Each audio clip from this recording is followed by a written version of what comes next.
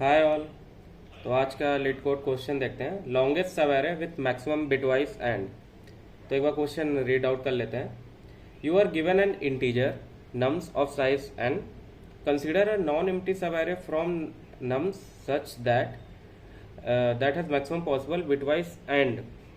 तो हमें एक एरे दी होगी नम्स एन साइज की, हमें क्या करना है, उसमें से एक नॉन एम्प्टी सब एरे कोई भी लेना है जो कि हमें maximum possible bitwise and return करता हो। टोटल सब एरे का अगर हम एंड करें तो मैक्सिमम रिटर्न करता हो। इन अदर वर्ड्स क्या कह सकते हो, लेट के be the maximum value of bitwise and, कि अगर किस जो मैक्सिमम बिटवाइज एंड आ सकती है वो क्या आ सकती है, के।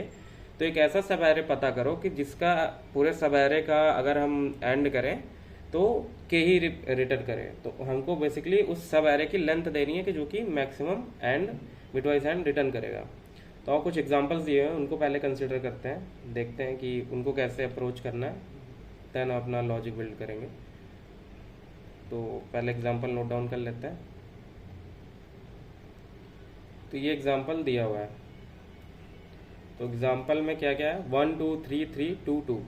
तो अगर हम बिट वाइज एंड क्या होता है, एंड अगर बिट वाइज एंड नहीं पता तो यहाँ पे मैं लिख लेता हूँ एंड के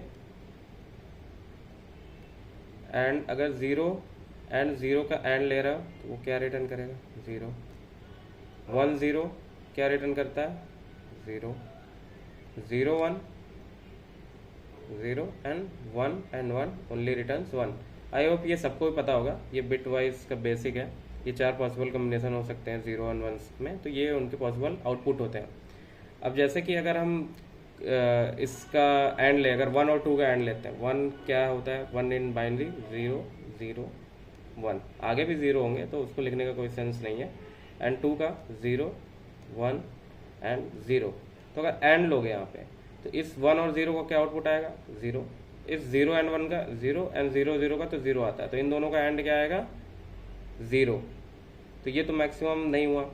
तो एंड का एक पॉसिबल है, अगर तुम्हें एंड मैक्सिमम चाहिए सपोज, तो एक क्वेश्चन करते करते आ जाएगा तुम्हें। मैक्सिमम एंड तब मिलता है जब कोई जो मैक्सिमम वैल्यू होगी, सपोज करो मैक्सिमम वैल्यू हमारे पास 100 है और एक है 99। तो अगर किसी दो नंबर का तुम एंड कर रहे हो तो वो एंड कभी उन दो नंबर से हायर आ ही नहीं सकता।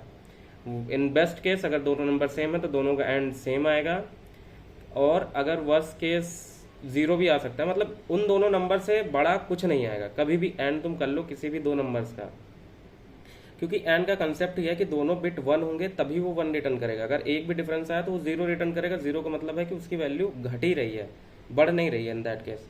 तो हमें क्वेश्चन भले कह रहा है कि हमें एक एरे पता करनी, पहले हमें ये पता करना है कि मैक्सिमम वैल्यू क्या है हमारे एरे में। जो सबसे बड़ी मैक्सिमम वैल्यू होगी वही उतना ही मैक्सिमम एंड आ सकता है, उससे बड़ा एंड नहीं आ सकता। एक्सॉर या और के केस में अलग बात थी, बट एंड के केस में नहीं आ सकता। एंड के केस जो मैक्सिमम वैल्यू है हमारे एरे की, वही हमारा मैक्सिमम क्या होगा, नंबर होगा। ठीक है, तो इन दैट केस हमारा मैक्सिमम क्या है, अगर तुम एक ऑर्डर ऑफ एन चला के तुम निकाल लो तो यहाँ पे मैक्सिमम क्या है, यहाँ पे एन में अगर तुम एक बार इटरेट करके मैक्सिमम निकाल लो तो यहाँ मैक्सिमम तुम्हें दिख जाएगा कि 3 है। अब बस तुम्हें ये देखना है कि जो 3 नंबर है उसका मैक्सिमम नंबर ऑफ अकरेंसेस कितने हैं। ठीक है, जैसे 3 यहाँ पे मैक्सिमम अकरेंट कंटिन्यूस अकर हो रहा है, वो कितनी बार हो रहा है, केवल 2 टाइम्स हो रहा है, तो इसका आंसर 2 आ जाएगा। बेसिक सा ये फंडा है कि तुम्हें मैक्सिमम वैल्यू फाइंड आउट करनी है पहले इटरेशन में। दूसरे में पता करना है कि उस मैक्सिमम वैल्यू की कितनी कंटिन्यूस इटरेशंस आ रही हैं, जो भी होगी वो तुम्हें रिटर्न करनी है। ऐसे ही देखो नीचे क्वेश्चन में भी कुछ है नहीं। अगर नीचे वाला क्वेश्चन देखते हो तुम, यहाँ पे नोट डाउन कर लेते हैं। अगर ये क्वेश्चन देखो तो इसमें मैक्सिमम वैल्यू क्या है, 4 है। ठीक है, दिख रहा होगा। 4 की कितनी है, कितनी फ्रीक्वेंसी है, कितनी बार आ रहा है, एक बार आ रहा है, तो इसका आंसर क्या होगा, 1 टाइम ओनली। 4 का तुम किसी से भी एंड लोगे उससे लोअर वैल्यू से, तो वो लोअर वैल्यू ही आएगी। किसी दो नंबर का अगर तुम एंड ले रहे हो तो जो उसमें लोअर है, 2 सेम है तो सेम आएगा। 2 अगर नॉन डिफरेंट वैल्यूज हैं तो इन दैट केस कि स्मॉलर के बराबर भी आ सकता है, उससे भी कम आ सकता है। समझ रहे हो, तो ऐसा होता है। तो यहाँ पे ये एक और सिनेरियोस में हो सकता है, अगर जो सामने नहीं दिख रहा हो तो एक मैं एग्जांपल ले लेता हूँ अभी के लिए। जैसे सपोज यहाँ पे क्या था, 1 2 3 4 था। Let suppose 1 2 1 2 3 3 2 2 3 3 3 3। ठीक है, तो अब यहाँ पे जैसे देखो इस एग्जाम्पल को अब देखते हैं। तो एग्जाम्पल में अब तुम मैक्सिमम निकालोगे। पहला काम क्या होगा हमारा कि हमें मैक्स वैल्यू फाइंड आउट करनी है, जो कि यहाँ पे 3 है। अब इसकी मैक्सिमम कंटिन्यूअस फ्रीक्वेंसी निकालनी कितनी है, तो 3 तो देखो यहाँ पे भी आ रहा है, 3 यहाँ पे भी आ रहा है। तो बस हमें जहाँ मल्टीपल टाइम्स ज़्यादा बार आ रहा होगा उसकी फ्रीक्वेंसी बस रिटर्न कर देनी। तो जैसे इस केस में 4 बार आ रहा है, इस केस में 2 बार आ रहा है, तो बस कुछ नहीं करना, जो मैक्सिमम होगा हमें इस केस में 4 रिटर्न कर देना है, और कुछ नहीं करना। तो और उसको कोड लिख के देखते हैं। पहला काम जैसे मैंने बताया था कि इटरेट करो और मैक्सिमम वैल्यू फाइंड आउट करो। तो पहले हम n निकाल लेते हैं, nums डॉट साइज कर लेते हैं। फिर क्या करते हैं, हम इटरेट पहले एक कोई नंबर दे लो, हाई दे देते हैं, हाईएस्ट जो कि अभी -1 है वो निकाल लेते हैं। ठीक है, for anti I equals 0 i less than n and i plus plus. फिर हमें क्या करना है, हमें इटरेट करना है इफ़ जो अभी नम्स आई है हमारा, अगर वो ग्रेटर देन हमारे हाई है, देन कुछ नहीं, हाई को अपडेट कर देंगे, हाई इक्वल्स टू नम्स आई। तो ये लूप ख़त्म होते ही हमें क्या मिल जाएगा, अपना लार्जेस्ट वैल्यू मिल जाएगा जिस पे हमको इटरेट करना है। ठीक है, अब हम क्या करेंगे, अब हम एक वेरिएबल बनाएंगे जिसमें आंसर या कह लो फ्रिक्वेंसी स्टोर करेंगे। स्टार्टिंग फ्रिक्वेंसी 0 रखते हैं, फिर एक फॉर लूप चलाते हैं, int i equal to 0 i less than n and i plus plus. ठीक है, इफ एक आंसर बना लेते हैं और एक एंटी करंट बना लेते हैं कि अभी तक कितना था। आंसर तो हमारा ओवरऑल स्टोर करेगा, करंट क्या करता रहेगा, करंट में जैसे 2 डालेंगे, फिर हम इस 2 को कंपेयर करेंगे, क्या आंसर से हमारे बड़ा है तो हम आंसर अपडेट करेंगे, नहीं करेंगे, हम 2 वेरिएबल लेंगे, दोनों की वैल्यू भी 0। इफ सपोज करो जो नम्स आई है वो इक्वल्स टू हाई है हमारा। ठीक है, सपोज करो कि जो हमारा अभी तक नम्स आई था वो इक्वल्स टू हाई है, देन इन दैट केस क्या करेंगे, हम करंट को प्लस प्लस करते जाएंगे।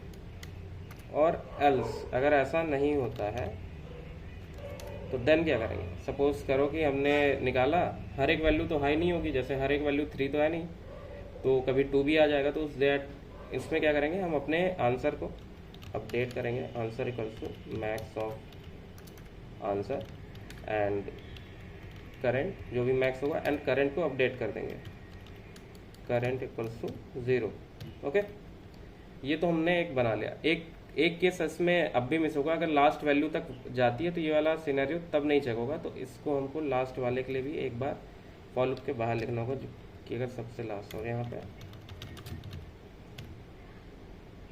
एक बार रन करके देखते हैं, फिर मैं बताता हूँ क्या कॉम्प्लेक्सिटी है। जैसे तो चल रहा है, एक हम अपना टेस्ट केस भी अगर चाहें तो दे सकते हैं, अगर देना हो तो बना लेते हैं। सपोज करो जो हम कह रहे थे 1 2, यहाँ 3 की मल्टीपल इटरेशंस आ जाती हैं अगर सपोज। ठीक है, और इसको रन करते हैं तो सही आ रहा है। एक्सपेक्टेड आउटपुट 2, इस वाले के लिए देखो 5 है। अब सपोज करो ये लास्ट लाइन अगर हम नहीं लिख रहे होते, अगर ये वाली लाइन हम नहीं लिख रहे होते तो क्या होता, इसको भी दिखा देता हूँ। तो आंसर हमारा यहाँ पे गलत आ जाता है, ये 2 ही इस वाले को लेता बट इसको कंसिडर नहीं करता। अब ऐसा क्यों, करंट में तो वैल्यू अपडेट होती जा रही है, करंट तो यहाँ प्लस प्लस कर करके हमने लास्ट वैल्यू तक करंट की वैल्यू 5 हो गई, बट करंट को स्टोर तो किया नहीं क्योंकि लूप एंड हो गया हमारा, यहाँ पे तो कोई वैल्यू है नहीं इसके आगे, तो लूप एंड हो गया, तो वो वैल्यू भी अपडेट हो, इसलिए हमने इसको यहाँ पे लिख रखा है। अब समझ में आ रहा होगा शायद तुम लोगों को, इसलिए लिख रखा है। ठीक है, तो यहाँ पे आंसर ये था, और इसको सबमिट करके देखते हैं एक बार, आई होप हो जाना चाहिए। तो हाँ, सबमिट हो गया है। तो इसकी कॉम्प्लेक्सिटी देख लेते हैं एक बार इस कोड की। कोड में हम क्या कर रहे हैं, बेसिकली हमने दो चीज़ें मैंने क्या बताई थी कि हम दो चीज़ें यहाँ पे फाइंड आउट कर रहे हैं। वो दो चीज़ें क्या है? फर्स्ट कि हम मैक्सिमम वैल्यू निकाल रहे हैं जिसकी कॉम्प्लेक्सिटी ऑर्डर ऑफ एन है। फिर हम क्या कर रहे हैं, दूसरे स्टेप क्या कर रहे हैं कि हम उस मैक्सिमम वैल्यू तो निकाल लिया, अब उसकी फ्रिक्वेंसी निकालना है। फ्रिक्वेंसी कि कितनी बार आ रहा है वो भी ऑर्डर ऑफ एन में ही निकल जा रही है, बट ये दोनों अलग अलग लूप हैं तो इसके अंदर नहीं आ रहा, तो ये ऐड ऑन होंगे। तो order of N plus order of N equals to order of N. ठीक है, तो ये टाइम कॉम्प्लेक्सिटी आ चुकी है। अब स्पेस तुम पूछोगे, स्पेस तो हम कुछ ले ही नहीं रहे हैं, दो वेरिएबल बना रहे हैं, तो स्पेस कॉम्प्लेक्सिटी आएगी ऑर्डर ऑफ 1। ये था बेसिकली हमारी कॉम्प्लेक्सिटी। आई होप समझ में आया होगा सबको। तो अगर वीडियो अच्छी लगी हो तो लाइक शेयर सब्सक्राइब कर देना। फिर कल मिलते हैं अगले क्वेश्चन।